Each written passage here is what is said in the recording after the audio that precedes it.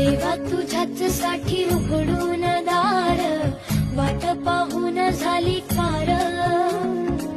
चिंता हरून देवा थकलास नार, दे माझ्या खांद्यावर भार. थोडा इथं टेकून जा, घास खाऊन माझ्या हातातला.